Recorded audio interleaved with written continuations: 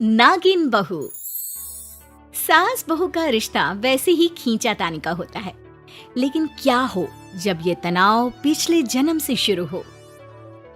इस औरत ने पिछले जन्म में मेरी माँ नागिन रूपमती को डंडे से मारा था। इस जन्म में इसकी बहू बनकर मैं उसका बदला लूंगी। बहू खड़ी होकर सास को घूर घूर कर बदला लेने का प्लान बना रही थी कि सास, हाय रे बहू, खड़ी खड़ी थक गई होगी, बैठ जाया कर, पैर में दर्द हो जाएगा। माँ जी, बड़ों के सामने बैठना मेरे संस्कारों में नहीं है। अरे बहू, कैसी बात कर रही है, बेटी है तू हमारी, बैठ जा। बहू बैठ जाती है। सास उसे चाय देती है। ये ले, मेरे हाथ की स्पेशल चाय। किस्मत हो तो भाभी जैसी, जो बैठे बैठे चाय मिल रही है, वो भी सास के हाथ की। हाँ हाँ, तुझे क्यों जलन हो रही है? अरे खुद तो चली जाएगी ससुराल। मेरा बुढ़ापा तो मेरी बहू के साथ ही है ना।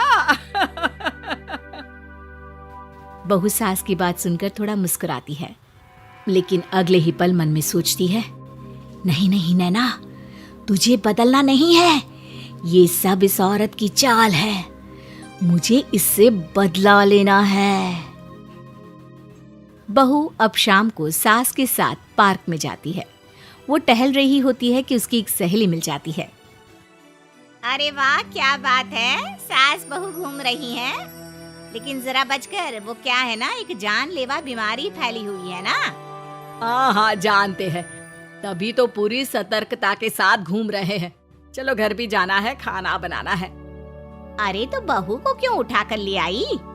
मैं तो कहती नहीं कभी के साथ चल, घर जाकर खाना भी तो बनाना होता है। अरे कैसी बात कर रही हो, मेरी बहू सारा दिन घर के अंदर रहती है, बेटा भी रात में आता है। ये तो घर में रह रहकर पागल हो जाएगी, और फिर मैं घूमूं और इसे घर में कैद करके रखूं। ये कहाँ का न्याय है। अच्छा, एक काम याद आ गया है, फिर मिलते हैं। वो वहाँ से बहाना बनाकर चली जाती है। बहू घर आती है और रात को जब सब सो जाते हैं तो वो एक नागिन का रूप धारण कर लेती है।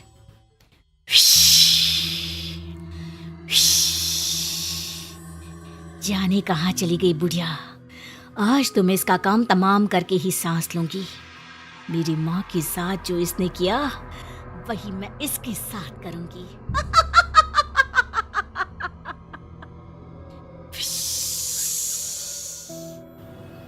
बहू सास को ढूंढ ही रही होती है कि पति की आवाज आती है। नैना, पानी लेने गई हो तो मेरे लिए आइसक्रीम ले आना फ्रीजर से, बहुत मन कर रहा है खाने का, और जरा जल्दी आना।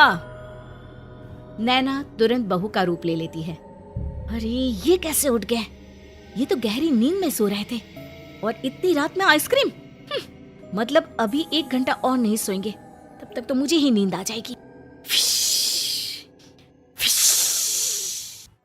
अरे कहाँ हो यार, अरे ये फिस फिस सी आवाज क्या आ रही है, देखो तो कोई चूहा है क्या? बहू खुद की तुलना चूहे से सुनकर गुस्सा हो जाती है। वो आइसक्रीम लेकर कमरे में आती है।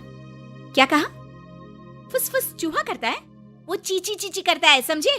और फिस फिस करती है नागिन, इच्छाधारी नागिन।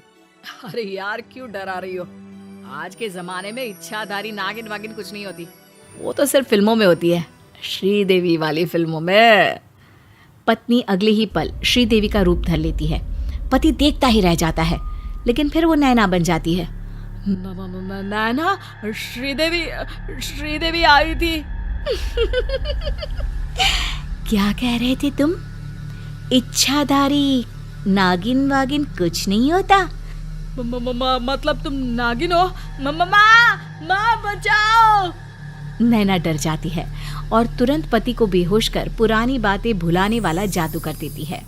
अगले रोज, अरे यार ये सर दर्द हो रहा है, लग रहा है जैसे किसी ने जोर का हथौड़ा मार दिया हो।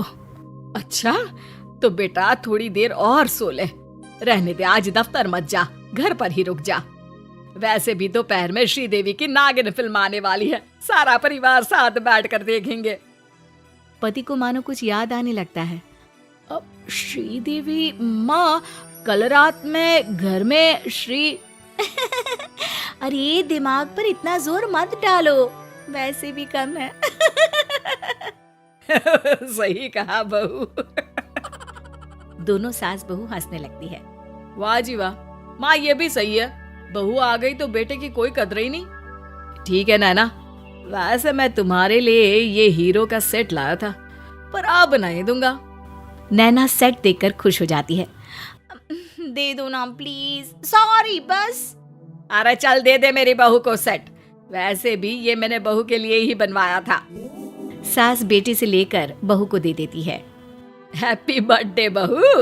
क्या आज नैना का बर्थडे है माँ?